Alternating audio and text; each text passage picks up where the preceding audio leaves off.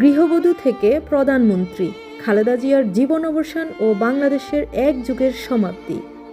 যে নারী একদিন ছিলেন একজন সাধারণ গৃহবধূ, আজ তার মৃত্যুর খবরে কেঁপে উঠেছে পুরো বাংলাদেশ। আজ বাংলাদেশের রাজনীতিতে নেমে এসেছে এক গভীর শোকের ছায়া। সাবেক প্রধানমন্ত্রী ও বিএনপির চেয়ারপারসন বেগম খালেদা জিয়া আজ আমাদের ছেড়ে চলে গেছেন। তিনি শুধু একজন রাজনীতিবিদ ছিলেন না, তিনি ছিলেন একটি যুগ। খালেদা জিয়ার জন্ম এক সাধারণ পরিবারে, রাজনীতির সঙ্গে কোনো সম্পর্কই ছিল না তার। কিন্তু 1981 সালে তার স্বামী শহীদ রাষ্ট্রপতি জিয়াউর রহমান নিহত হলে তার জীবন পুরোপুরি বদলে যায়। একজন নীরব গৃহবধূ হঠাৎই নেমে পড়েন রাজপথে। তিনি বিএনপির নেতৃত্ব দেন, এরশাদ বিরোধী আন্দোলনের সামনে থেকে লড়েন এবং 1991 সালে বাংলাদেশের প্রথম নারী প্রধানমন্ত্রী হিসেবে শপথ নেন।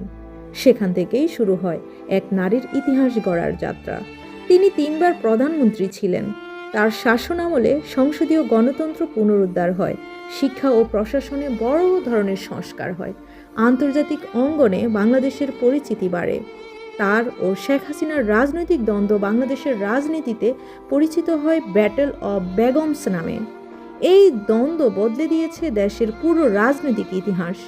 দীর্ঘ অসুস্থতার পর আজ ঢাকার একটি বেসরকারি হাসপাতালে 80 বছর বয়সে তিনি শেষ নিঃশ্বাস ত্যাগ করেন। তার মৃত্যু মানে একটি রাজনৈতিক যুগের সমাপ্তি।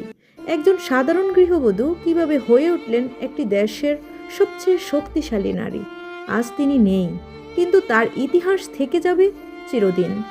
আপনি কি মনে করেন, খালেদা জিয়া বাংলাদেশের ইতিহাসের সবচেয়ে প্রভাবশালী নারী? কমেন্টে আপনার মতামত লিখুন। আর এমন গুরুত্বপূর্ণ নিউজ আপডেট পেতে চ্যানেলটি সাবস্ক্রাইব করুন।